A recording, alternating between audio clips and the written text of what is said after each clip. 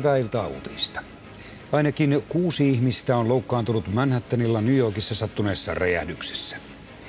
Räjähdys vavisutti teknistä koulua, jossa opetetaan automekaniikkaa, kylmälaitekorjausta ja hitsausta. Ensimmäisten tietojen mukaan kyseessä olisi onnettomuus.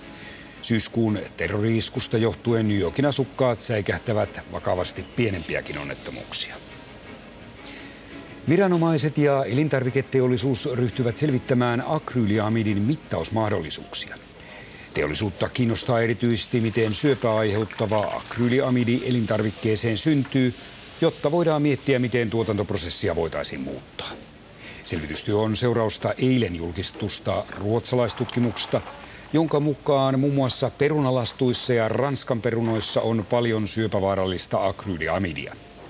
Perunajalosteiden lisäksi teollisuus ryhtyy tutkimaan myös lihavalmisteita. Ja tunnin kuluttua sääennusteen lisäksi kerromme lisää uutisia. Siihen asti hyvää illanjatkoa.